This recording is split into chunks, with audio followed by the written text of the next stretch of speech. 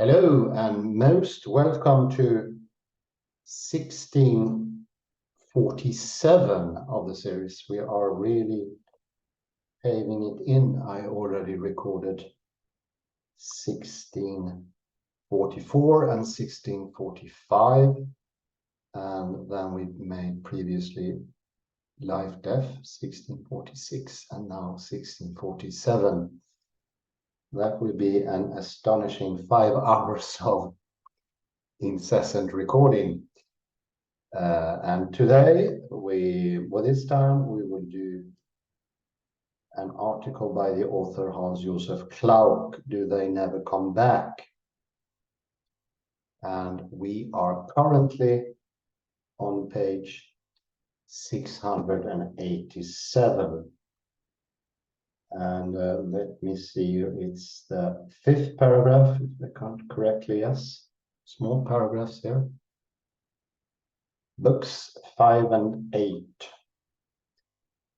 And KLAUCK is gathering evidence here. So it comes in different paragraphs.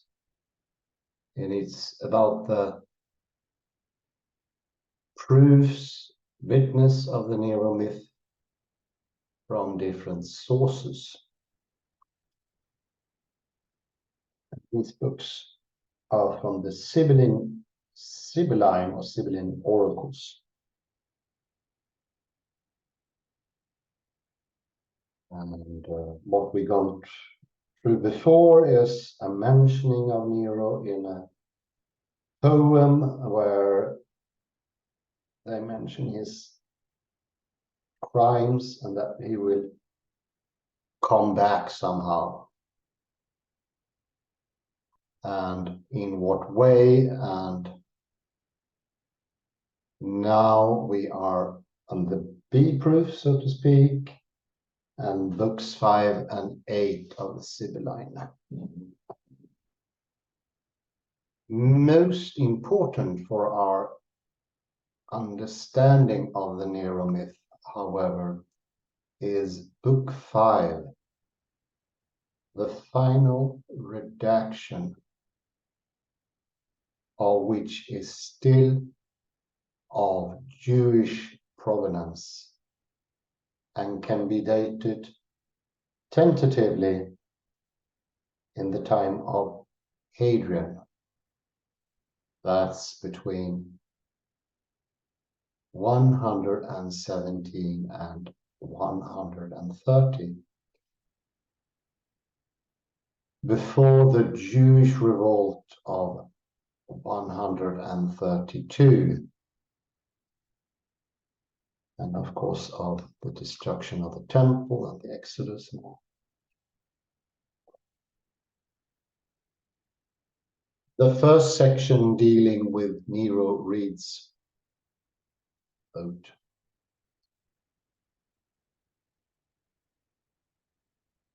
one who has 50 as an initial will be commander.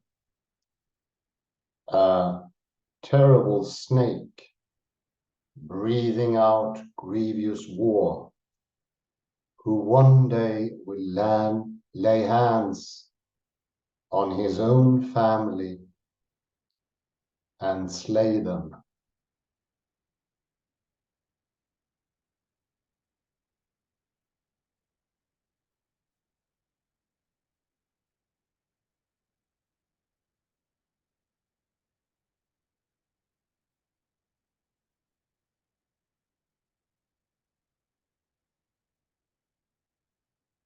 Athlete, charioteer,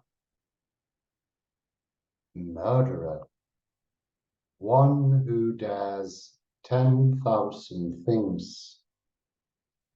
He will also cut the mountain between two seas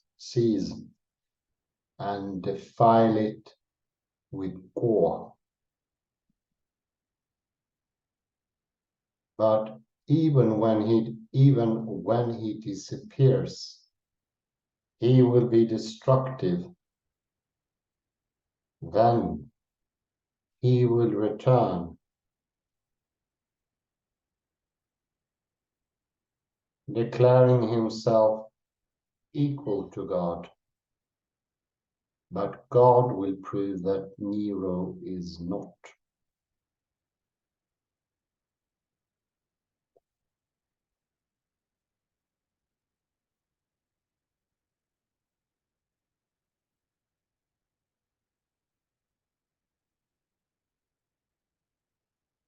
The following 4 oracles all contain a section on the return of Nero as eschatological adversary. We hear that Nero will cut the mountain between 2 seas, which refers to Nero's plan to dig a canal through the isthmus at Corinth.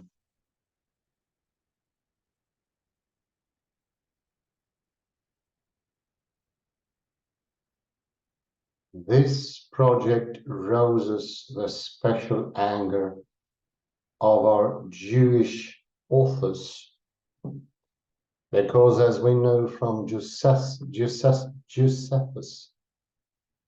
Vespasian in 67 Common Era selected 6,000 Jewish prisoners and sent them as forced labor convicts to Greece to work on the canal.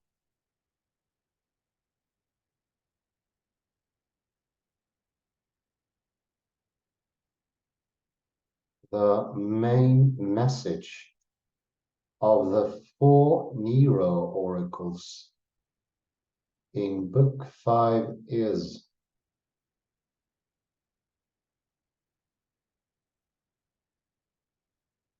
in the end time, Nero will return from the east with many troops.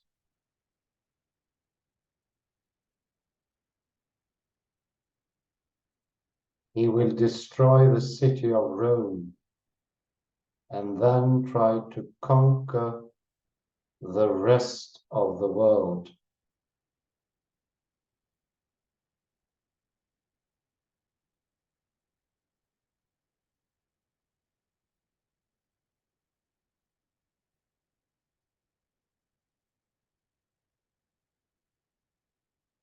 But God will send his Messiah, and Nero will meet his final defeat.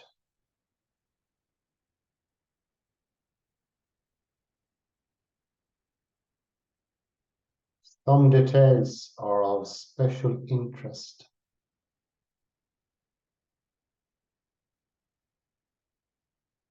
People say of Nero that Zeus himself begot him and Lady Hera. Nero returns from the ends of the earth,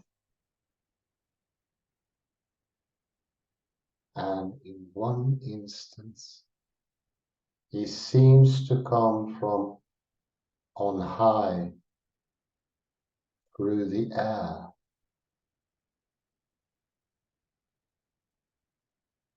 Which recalls the coming on of the Son of Man on the clouds of heaven in Daniel 7:13. In 5561 we hear, he will immediately seize the one because of whom he himself perished. Here, oletto in the Greek might point to a violent death, but need not. Nero's downfall and flight could also be regarded as his perishing. In another rather difficult passage, Nero is addressed, but an invective against Rome follows. And in 11, Nero's crimes are transferred to Rome.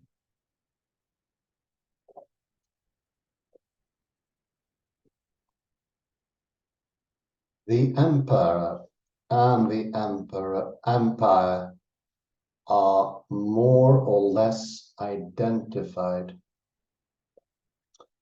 as in the Latin mottos Rex pro regno and Qualis Rex Talis Grex.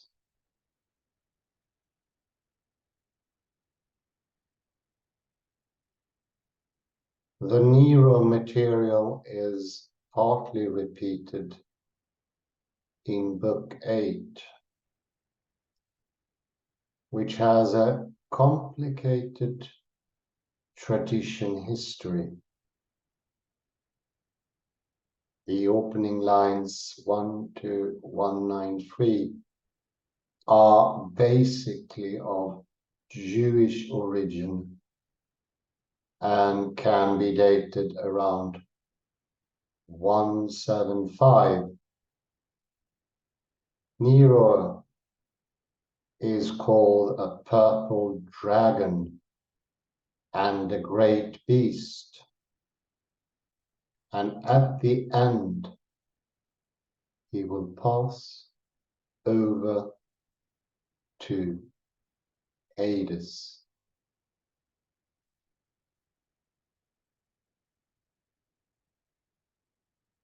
Be sure, we have not yet found the fully developed Nero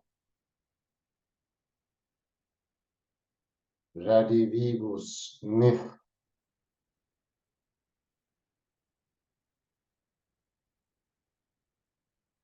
Nero is not said to return from the dead to be revived,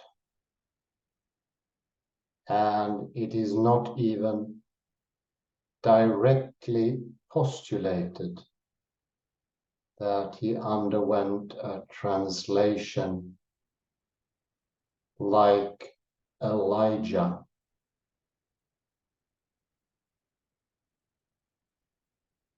But on the other hand, if these Jewish writers in 120 or 130 still speak of Nero's return, we have to consider that Nero would have been in his early 80s or 90s by then.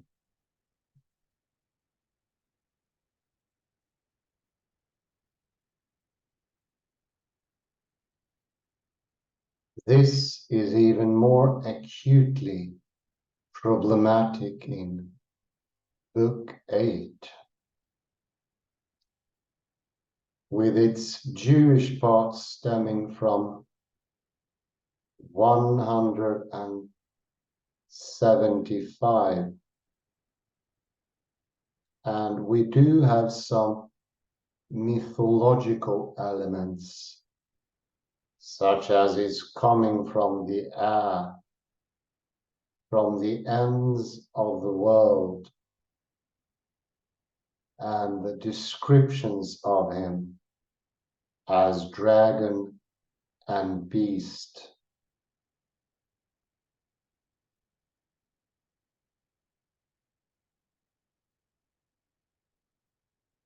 C. A disputed passage.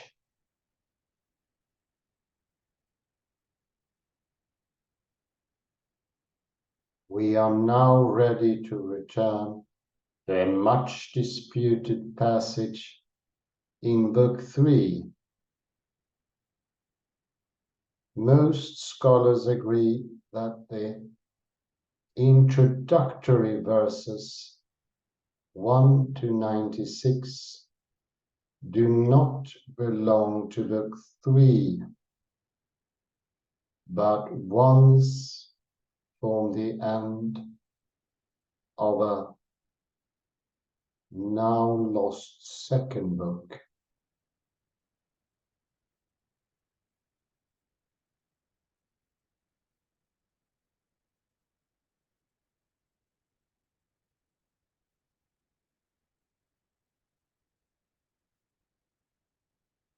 Part of this passage is the announcement of the coming of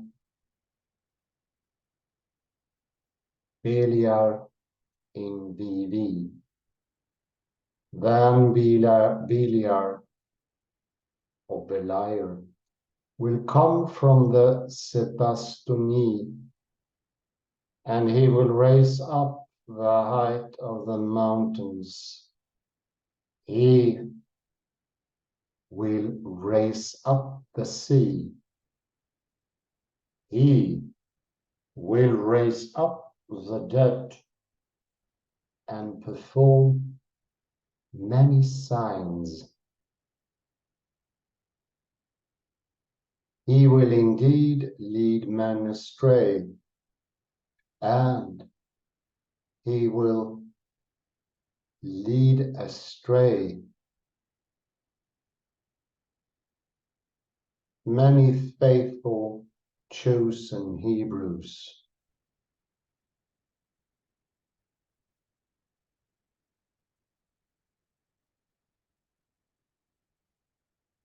Beliar, an alias for Satan, is painted as an eschatological adversary of Israel and the Messiah. But who are the Sebastani?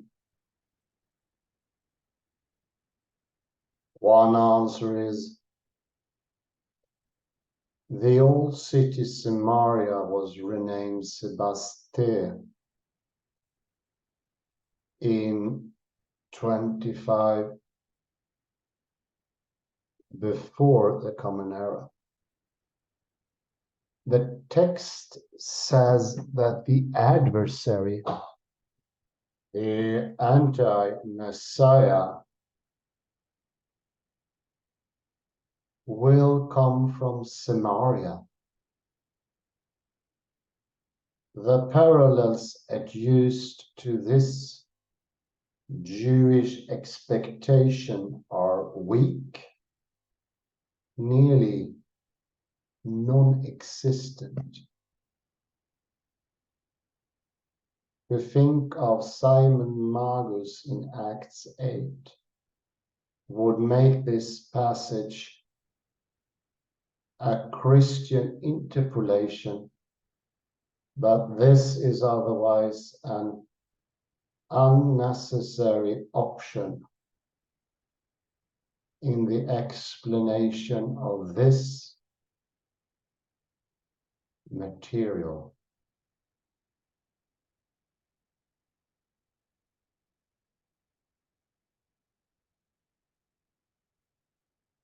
A second possibility remains. From the Sebastani means from the Augusti.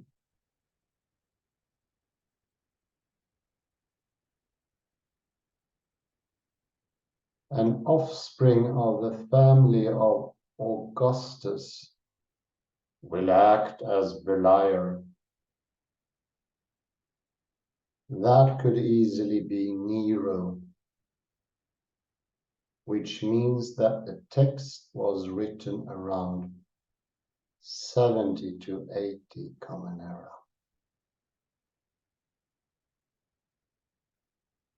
This would give more mythic color to his portrait in a Jewish source.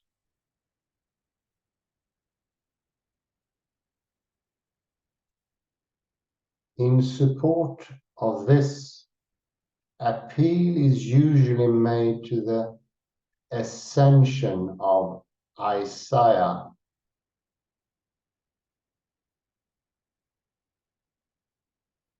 and after it has been brought to completion, the lyre will descend. The great angel, the king of the world, which he has ruled ever since it existed. He will descend from his firmament in the form of a man, a king of iniquity, a murderer of his mother, and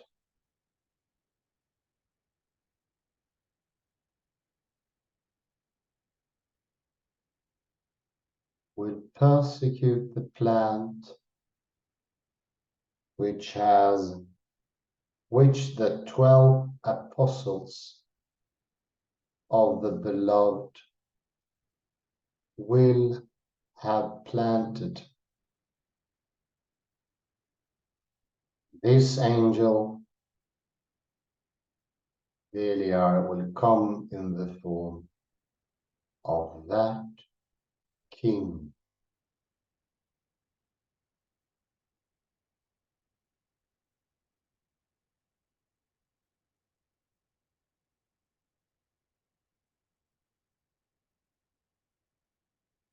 This not only sounds Christian, it belongs to the Christian parts of this book. It may nevertheless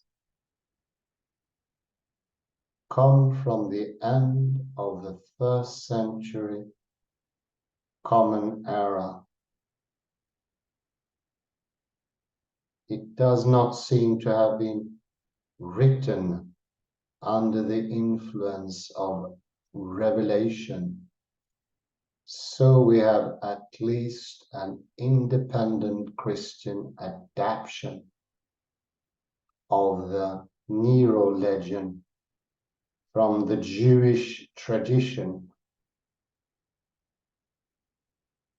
and the mythical expansion of the material is quite understandable.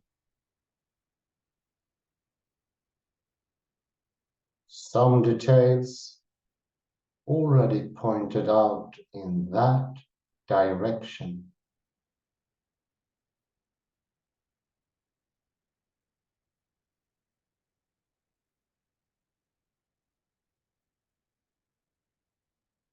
To conclude, have we found the missing link between the Nero legend of Greco-Roman literature and revelation that we were looking for? Yes and no. The link is not so strong as some authors would have us believe.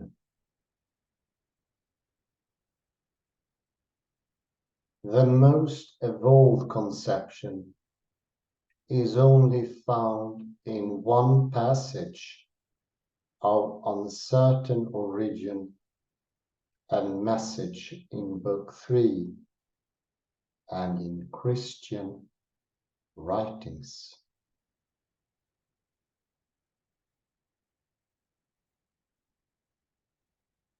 The rest is impressive in quantity, but remains rather vague in content. We do have a weak link. We know that the Nero legend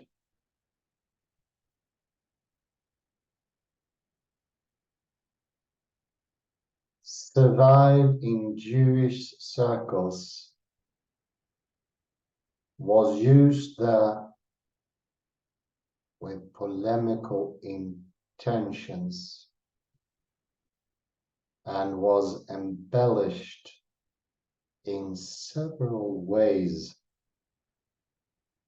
with some of the newer features bordering on the realm of myth. This may have been a decisive influence on the way in which the writer of Revelation creatively received and rewrote the Nero narrative.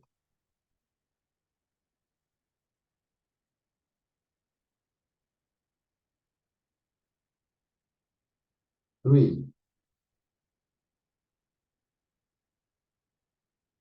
Nero Redivivus in the Apocalypse of John. Most commentators on Revelation accept the Nero Redivivus myth as an interpretive frame for a cluster of verses in Revelation 13 and 17.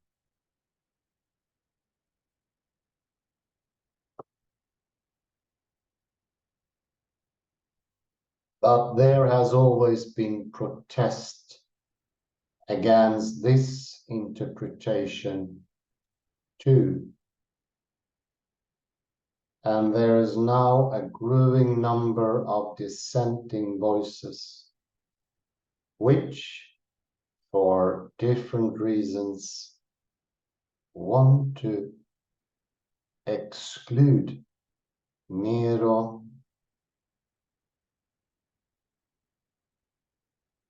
Redivivus from the exegesis of Revelation.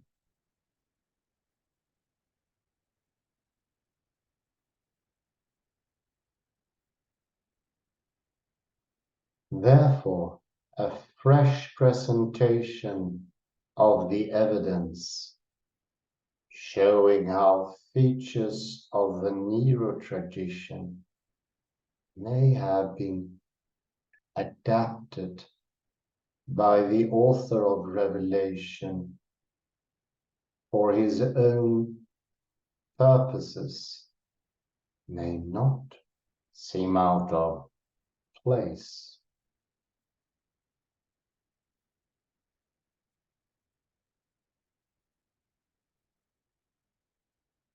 A, the beast from the sea.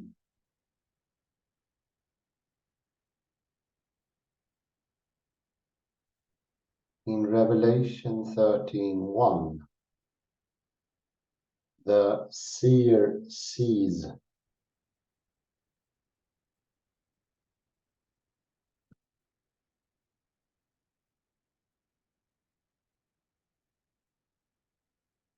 rising out of the sea a beast that is mirror image of the dragon from chapter 12, having likewise 7 heads and 10 horns.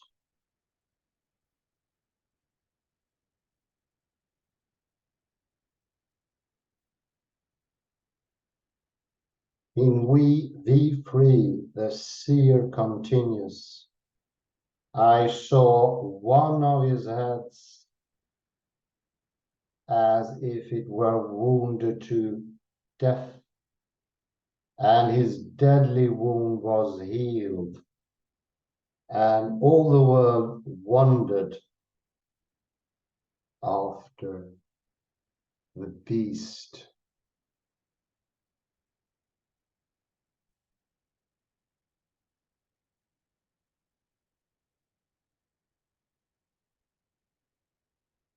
Later, the beast, which comes from the land, causes those who dwell on the earth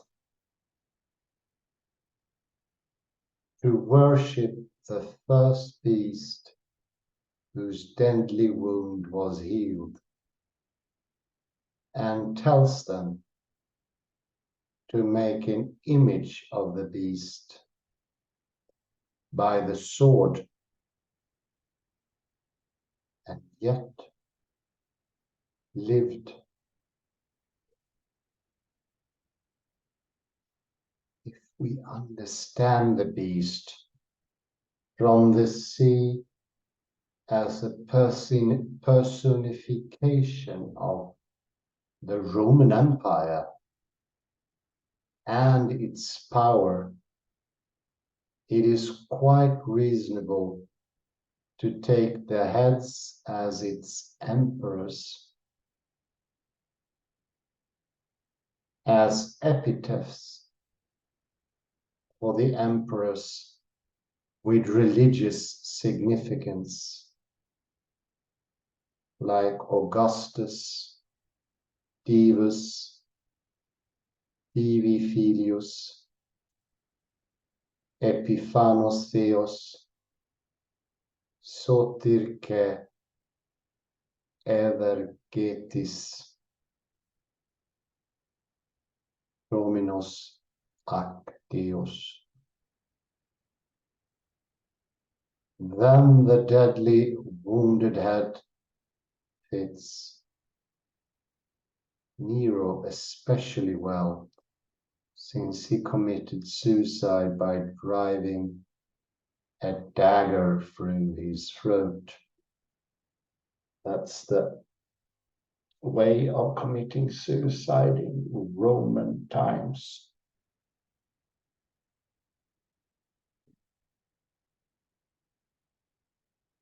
The healing of the wounded head describes the fact that Nero is still believed to be alive and to be returning soon, but he describes it in a special way, not found in other sources. The reason for this is easily recognized, as if wounded to death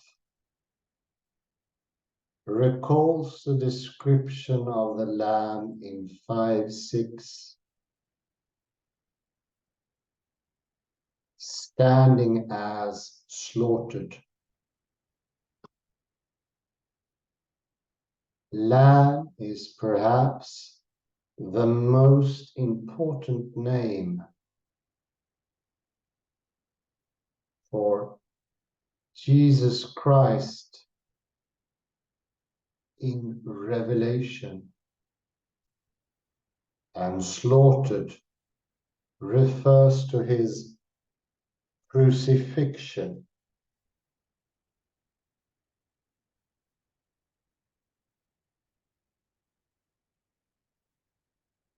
The symbol is taken from the paschal lamb that was killed by a cut in the neck.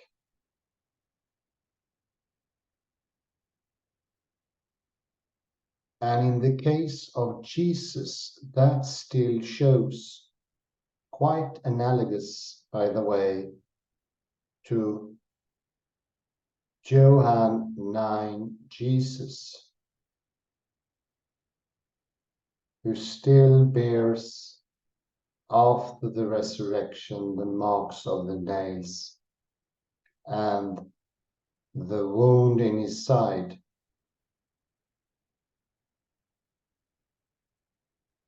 The verb, it lived, as is Hannah. In the third description of the wounded beast in V14, alludes to the opening of the letter in Smyrna.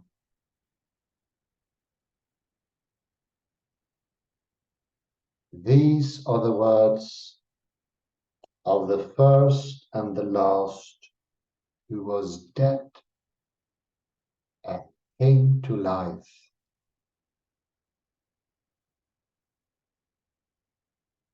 This implicit comparison leads to the transformation of the Nero legend.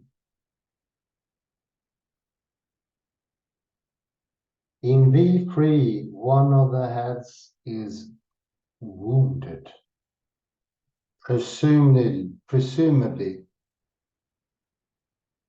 at the neck, whereas in V12 and V14 say that the beast was wounded by the sword and was healed and lived. And the image of the beast is worshipped in V15. But that is no objection to our reading, because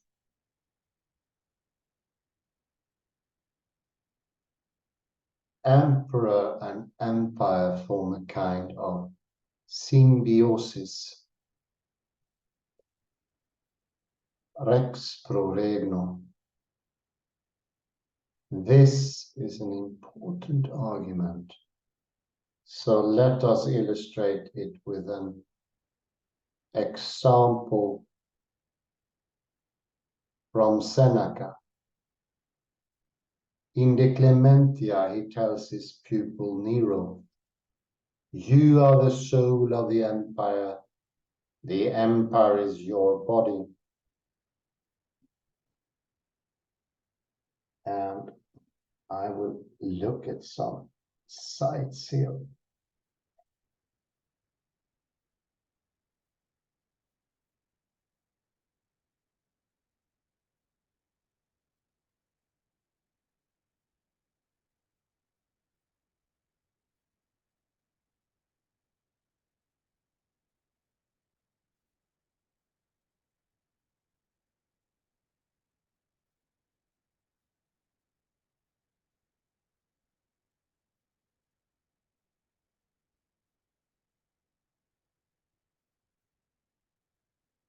(691)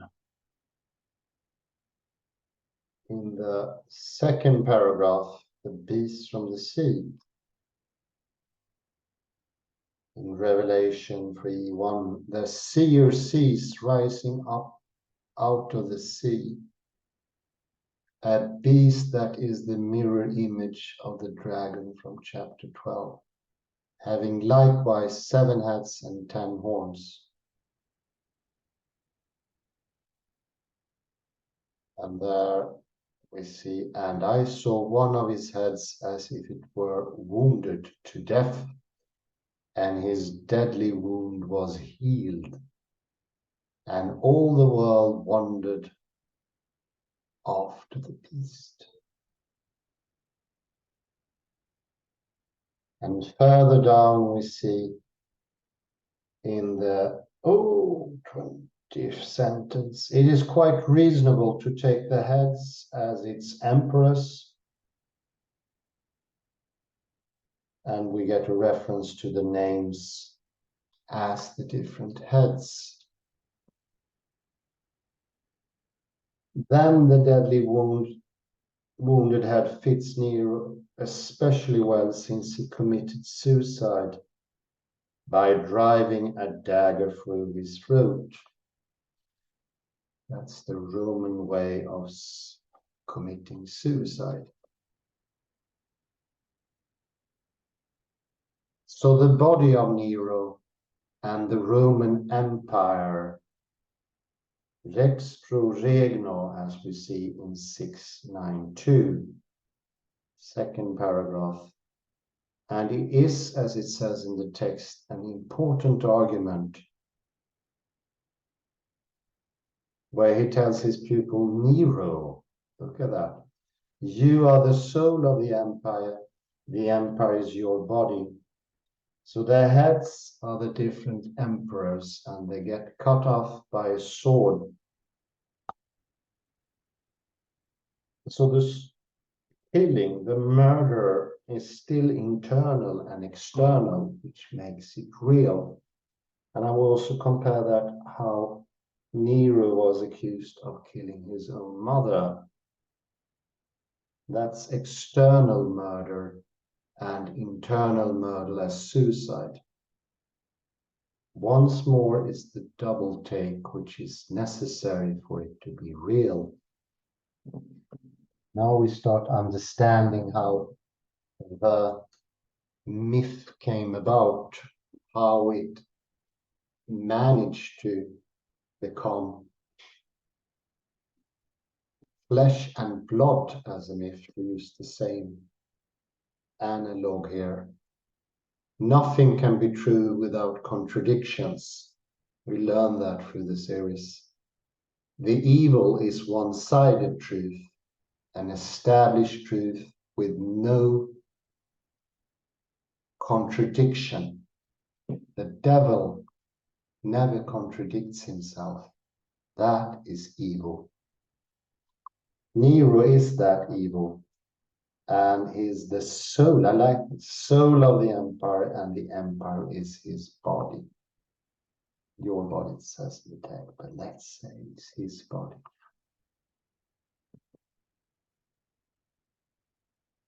And we also, and I'm also going to mention that to the end, there is the opposite here. Jesus Christ also being slaughtered, which makes both sides true at the same time, something we find in Revelation.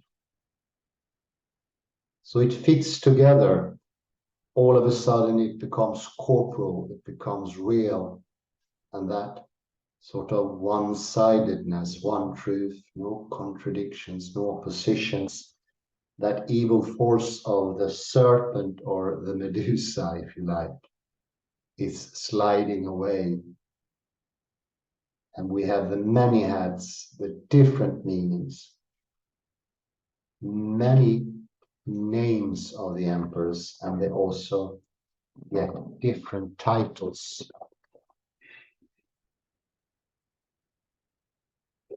Very interesting. It's called catching on here, the myth.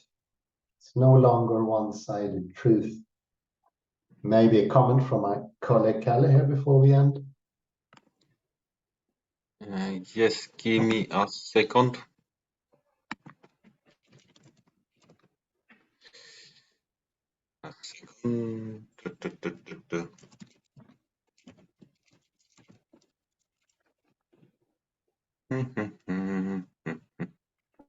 Yes.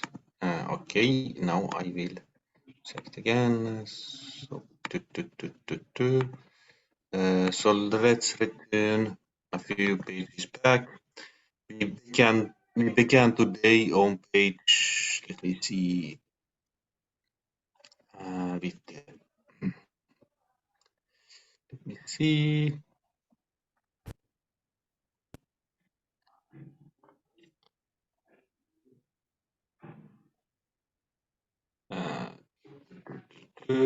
One more.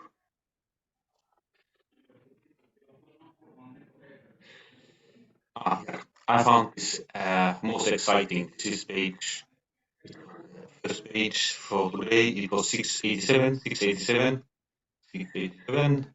The very last paragraph from the Sibylline Oracles.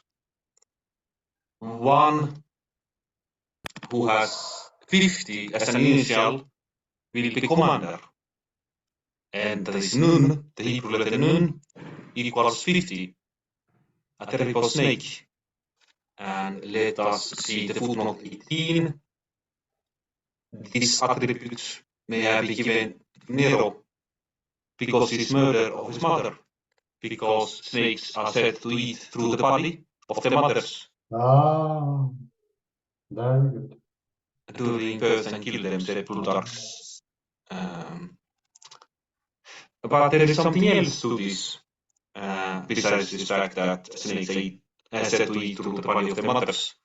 And there is this nun, the Hebrew letter nun, and you remember to calculate the number of the beast, 616 or 666. Yes. You take the first letter, nun, the first letter of the word Nero, and it equals 50. And so I will show you about the letter nun. This is on Wikipedia. Nun is the 14th letter of the Semitic alphabets, including Phoenician nun and Hebrew nun. And the Phoenician letter gave rise to the letter nu, that is our N. Nun is to believe to be derived from Derivative of a snake. Wow. Very good. Fantastic. The Hebrew word for snake, nakash, begins with a nun or eel. And here you see its origin. So you see it. Actually, so in the word Nero, if you take the Greek variant of Nero, that is Neron, you have the nun twice. First as the first letter, Neron and the last. So you have the nun or snake twice. So this is most one who has 50 as an initial will be commander. Nun 50, a terrible snake. So it refers to this idea that nun means snake. Yes. Wow. And there is more to that, because the great dragon, who will is of course Satan. So, and snake and dragon, the two sides of the same coin. So in his very name, Nero, Neron, you have the snake once or twice. So this I found most exciting. So, and this Very interesting. Mm. And especially in the Greek version of Nero, you have two. So they could be contradictory to make it true. Yes, why not? Very good. So, and this is perhaps, this is posterior to Book of Revelation, but this from Jewish sources shows clearly that numerology or gematria was most important for Jews and Christians. So this is the reason why it's so exciting. It's also just before the end of the temple. Yes, absolutely. And you can also say that here letters are living, both for the Hebrews and the Greeks. They are alive, yeah. Absolutely. So very good. And so this was the most exciting text from today's text. And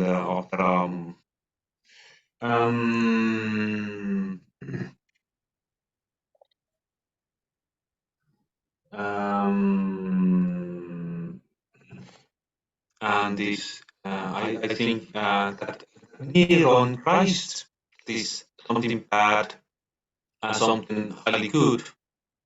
Yes, at the same time, to make both real. And you have it, let me see, this is, you already mentioned this, it lived season. So it can refer both to Nero, but also to Jesus. Yes. We know nothing can be good without evil, and nothing can lie without death. Very good. Fantastic. So the evil and the good respect themselves, Yes. reflect each other. Fantastic. There has the mirror effect. Mirror effect. Yes, absolute mirror effect. But I have a question to you, Hans. You said earlier that the devil never contradicts itself. I don't get this point. Why would he never contradict himself? Well, the evil is the one-sidedness, and it shows itself. It tries to put something forward in only one way. But the true world is always double-sided.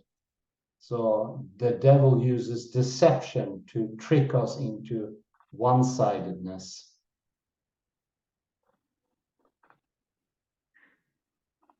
That's the lie of the devil. So the lie would be that there is everything is relative. Even the good is bad and bad is good. Yeah. Excellent, excellent. While the book of Revelation will say, if you take as divine inspiration, you have there both sides. So devil is like Jesus and vice versa. Yeah. But this is also not some kind of relativism. No, it's just the opposite. It's just the opposite. It was mentioning a firmament. I like that word. We still have it in Swedish in very old text, firmament. It makes something strong as well. A stable foundation. I need to chew on this, as you say. Yeah, definitely. Well, I think we better end there. It was amazing. This is the record now, 5 hours. Well done, Kalle. Thank you very much. And for all you listening, I hope you enjoyed it. And until next time, do take care. Bye-bye for now. Goodbye, bye, thank you.